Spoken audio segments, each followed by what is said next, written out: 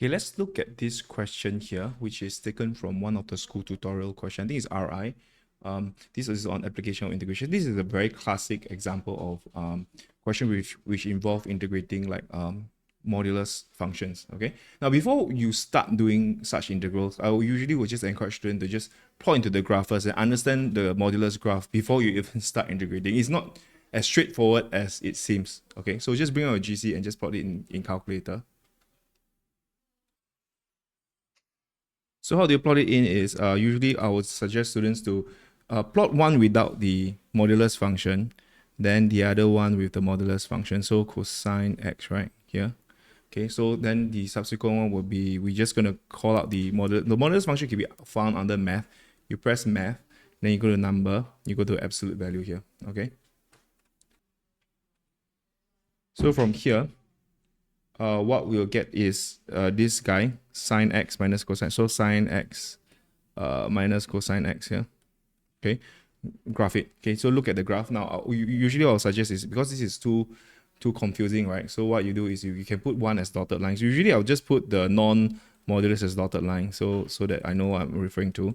Then after which you press OK, refer to the graph, then zoom to the place you're looking at. Look at the boundary condition here. The boundary condition is 1 to n, where n, okay, where n is anything between pi over 4 and pi over 2. Okay, so we're going to look at in our GC which part of it. So when we look at I'm going to go window, then I'm going to put this as minus 0.1. Then we need pi over 4. X max is pi over 4, right?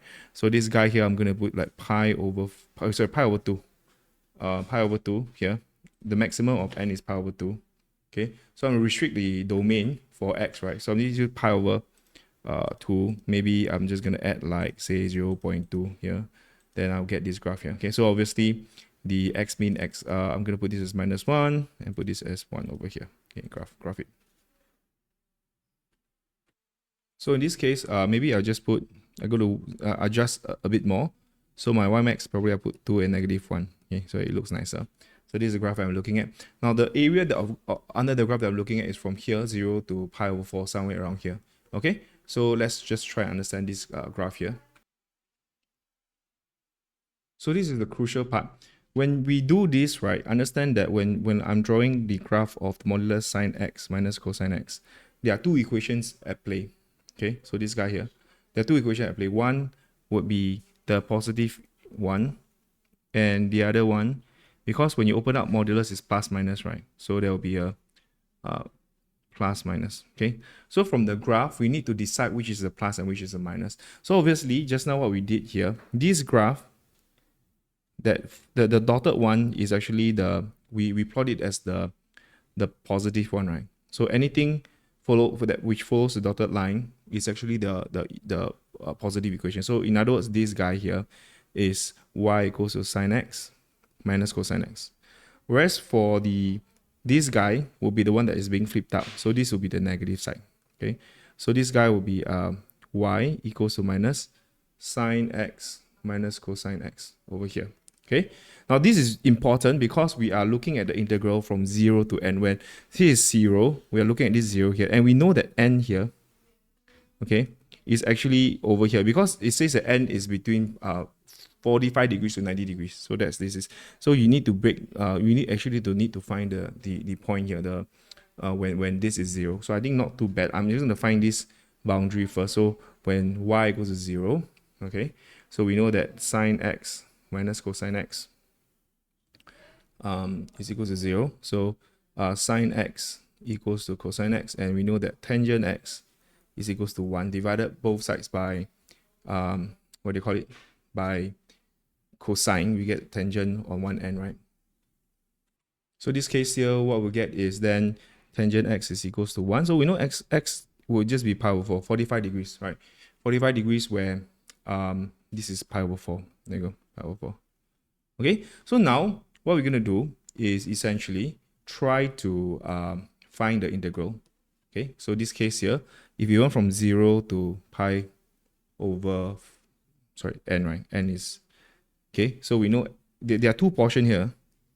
All right, so portion number 1 is that we take from 0 to pi over 4, we take because from 0 to pi over 4, we are taking the negative graph.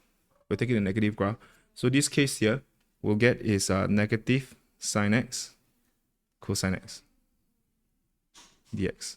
Okay? Then from pi over 4 to n, we are taking the positive graph. So this case here, we'll get pi over 4 to n, and we will get sine x minus cosine x. There you go. This is the answer. So we can just start integrating the entire. So this guy, I'm gonna just distribute the negative in. So get negative sine x plus cosine x, right? dx plus pi over 4 and sine x minus cosine x dx. Okay, so then integrating negative sign will be negative this integrating sign with negative cosine. So this will be cosine x, then this will be plus sine x. Not an issue. Pi over 4, 0. Plus this over here will be negative sine x, negative cosine x. Okay, then it will be n over pi over 4. There you go. There you go. So we just substitute everything in. Cosine pi over 4 is 1 over root 2, I believe. Then sine over pi over 4 is the same thing, 1 over root 2.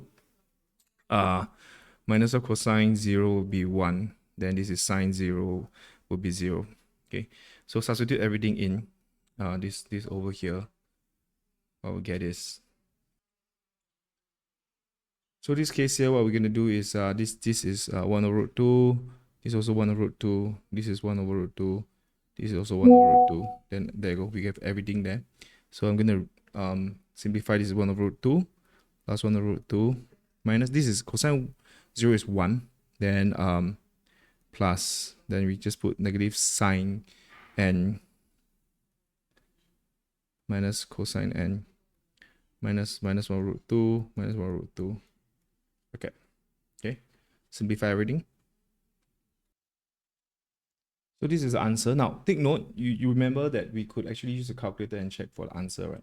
So usually this is what I tell my students. We key in both of the equation here. So because n has to be pi over 4 to pi over 2. So what I did here was, you can just key this in terms of n, put the modulus, remember that.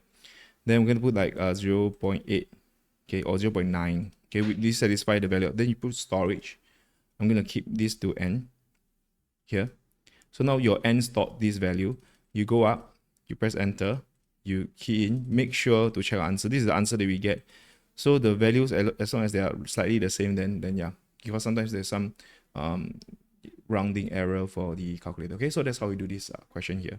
So if you have any questions at all, please do let us know. Now, see you in the next question.